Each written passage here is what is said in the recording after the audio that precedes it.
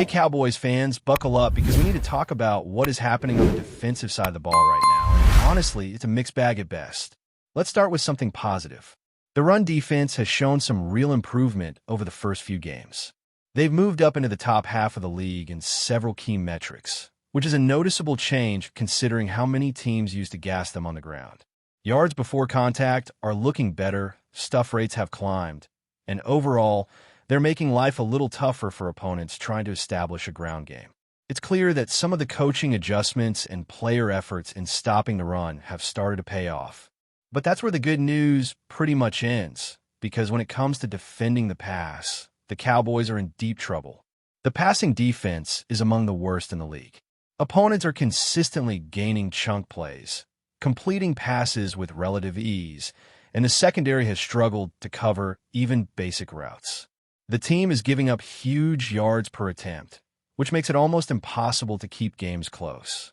The pass rush is not helping either. On average, pressures come far too late in the play, and the defensive line is not forcing quarterbacks into mistakes or hurried throws the way you need them to. Without consistent pressure up front, the secondary is left exposed, and it's a domino effect that keeps the defense constantly on its heels. Coverages are breaking down, receivers are getting open too easily, and the mismatch problems are becoming glaring. In some games, you see a defensive back bite on a play action or misread a route, and suddenly a long touchdown is on the board, not because the quarterback is genius, but because the coverage was simply not disciplined enough. Another layer to this is the schematic approach. The Cowboys have tried a mix of zone and man coverage, but neither has been executed properly.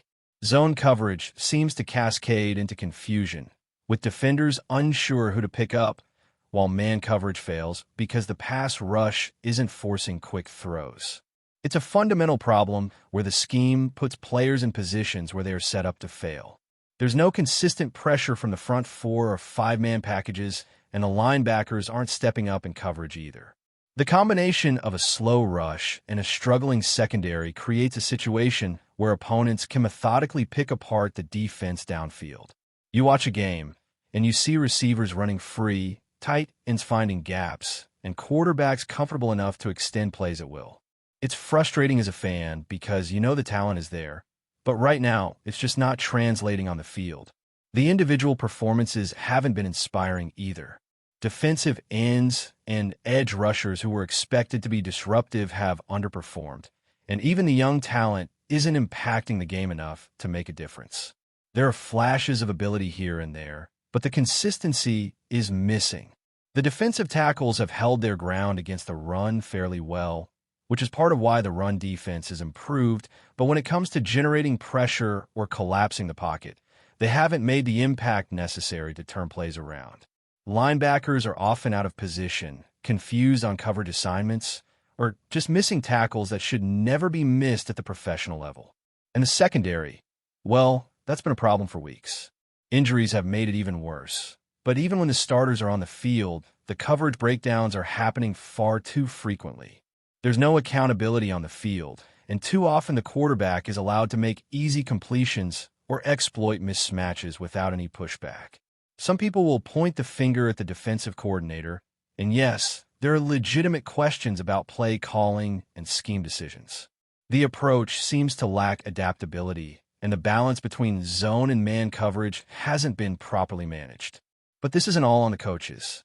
Execution matters just as much, and the players are making mistakes that cost points. It's a combination of factors: schematic choices, lack of pressure, breakdowns in coverage, and missed assignments that has created the defensive struggles. Even when adjustments are made mid-game, the execution is rarely clean enough to make those adjustments matter. It's a complex web of issues where no single factor can be blamed entirely, which is why evaluating the defense is so frustrating.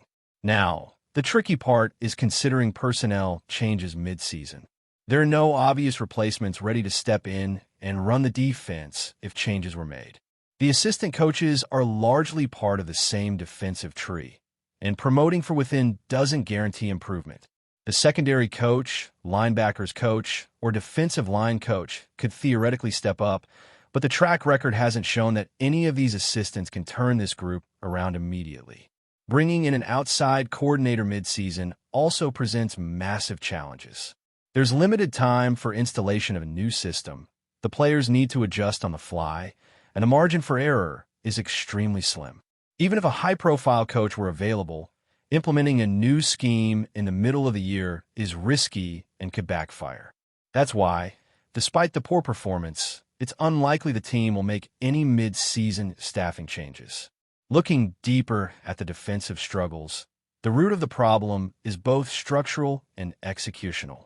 Structurally, the defensive front isn't generating pressure without help. The linebackers are failing to cover the middle of the field adequately, and the secondary is under siege. Execution ally, players are missing assignments, failing to communicate effectively, and giving up explosive plays at inopportune times. It's a recipe for constant pressure on the defense. And while the run defense has been a bright spot, it cannot compensate for the breakdowns in the passing game. Until these issues are addressed, opponents will continue to exploit weaknesses, quarterbacks will have time to survey the field, and big plays will continue to pile up. The Cowboys' defensive woes are amplified by the fact that key players are not performing to expectation. Star players are having inconsistent games. Younger players are struggling to adapt to the speed of NFL play, and injuries have created holes that the rotation cannot fully cover. The result is a unit that looks disorganized, confused, and reactive rather than proactive. When a defense is constantly chasing the opponent, it wears down over the course of a game and exposes further vulnerabilities. This is why the front office and coaching staff need to find ways to balance the talent on the field with a scheme that maximizes their strengths, because right now the current approach is failing to do either. Even in situations where the run defense is effective, the lack of pressure and the poor coverage in the secondary means that opposing offenses are still able to capitalize with big passing plays. Football is a game of balance, and you can't rely solely on one aspect of your defense while neglecting another. The Cowboys have shown glimpses of competence against the run, but if the passing defense doesn't improve, those gains will be negated by giving up explosive plays through the air. It's a tough position for the team because making wholesale changes midseason is not realistic, yet doing nothing means continuing to struggle.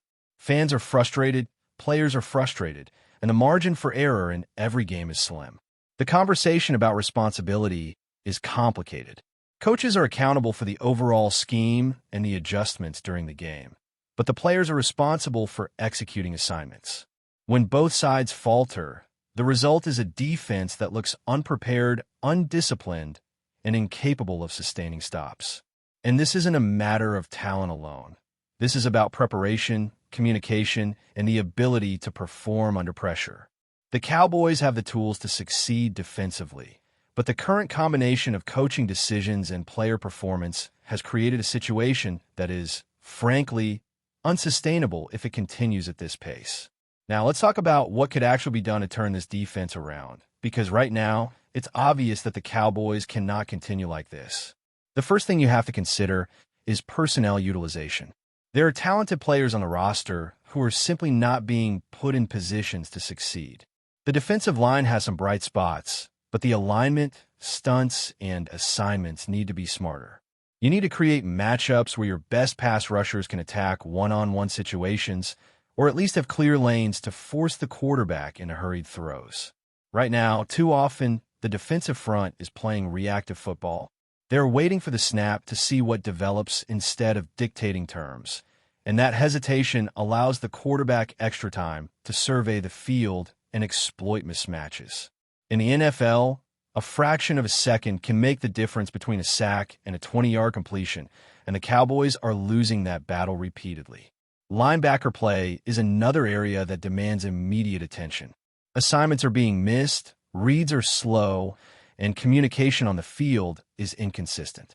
Some games, a linebacker is in perfect position to stop a run, and the next play he's out of place entirely. This inconsistency kills momentum and erodes confidence across the defensive unit. Young linebackers can improve with coaching and repetition, but they need clear instructions, simplified responsibilities, and defensive calls that play to their strengths. At the same time, veteran players must hold themselves accountable. You can have the best scheme in the world, but if players fail to execute at the required level, it won't matter. Right now, it's a combination of poor execution, missed assignments, and a lack of cohesion that's making the defense look completely disorganized. The secondary has been perhaps the most glaring problem. Injuries have hurt, but even with starters on the field, the coverage has been subpar. Too often, cornerbacks are giving up separation on short and intermediate routes. Safeties are late to reads, and communication between the two units is failing. Man coverage isn't aggressive enough, zone coverage is poorly executed, and the timing on rotations is off. When the pass rush fails to apply pressure, the secondary has to cover longer, and this is where fatigue and mistakes begin to snowball. Opposing quarterbacks are reading the coverage pre-snap and adjusting routes accordingly, which makes it even harder for defenders to react correctly.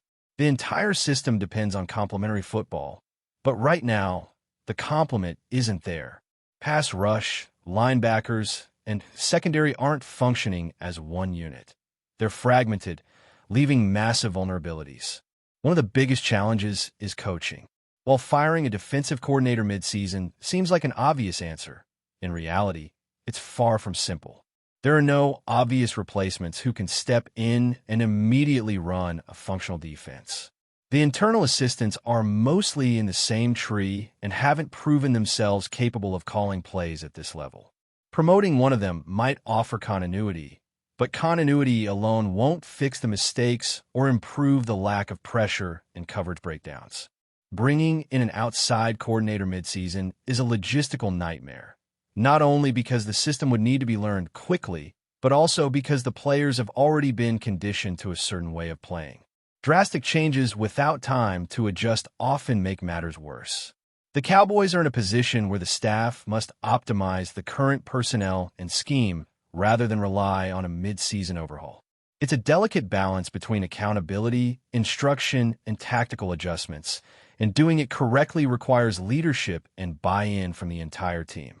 Despite these challenges, there are some areas where improvements could be made immediately.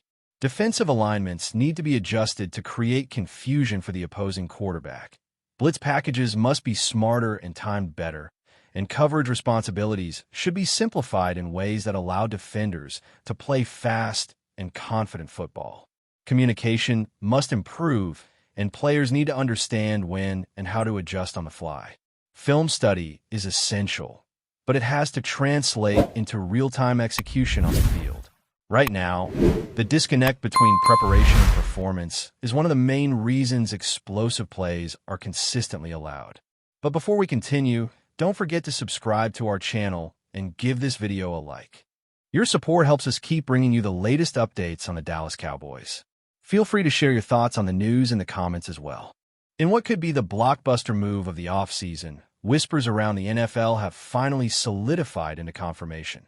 The Dallas Cowboys have reportedly struck a deal with the Cleveland Browns, bringing star pass rusher Myles Garrett to Big D. Sources close to the team suggest that negotiations have been intense, with the Cowboys pulling out all the stops to land one of the league's most feared defensive forces. Fans and analysts alike are buzzing at the implications of this move.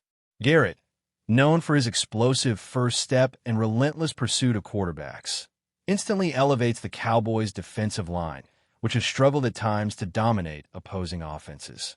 The buzz in Dallas is electric. Social media timelines are lighting up with speculation about how Garrett's presence will reshape defensive schemes and open opportunities for other playmakers.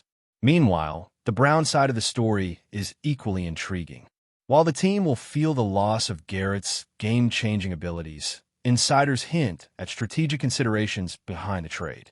The Browns are reportedly looking to stockpile draft picks and younger talent, signaling a possible rebuild or a shakeup designed to create a deeper, more versatile roster. Speculation is rampant about who the Browns might target next, and whether this trade marks the beginning of a wider roster transformation. Rumors suggest the terms of the deal include multiple draft picks and potential player swaps, though exact details remain murky. Still, the very notion that Garrett could don a Cowboys uniform has fans imagining what could be a nightmare matchup for NFC East rivals. Analysts are already projecting a defensive resurgence for Dallas, with Garrett's presence potentially pushing the team into Super Bowl contention. Even within the locker room, sources hint at a mix of excitement and anticipation. Teammates are reportedly thrilled at the prospect of adding a defensive powerhouse to the lineup, while Garrett himself is said to be eager to embrace the Dallas spotlight and the expectations that come with it. The Cowboys front office is playing its cards close to the chest, but insiders say the move signals an all-in approach to contend immediately. As the news spreads, the league is abuzz with questions. How will Garrett adapt to his new team? Can the Cowboys' defense reach historic levels of dominance? And how will the Browns pivot from losing one of their marquee talents? For now, fans can only speculate and enjoy the tantalizing prospect of what could be the most talked-about trade of the season. That's it for this update. If you enjoyed the video and want to keep receiving exclusive news about the Dallas Cowboys, please subscribe to our channel and give this video a like. We always look forward to your comments and opinions. See you in the next video.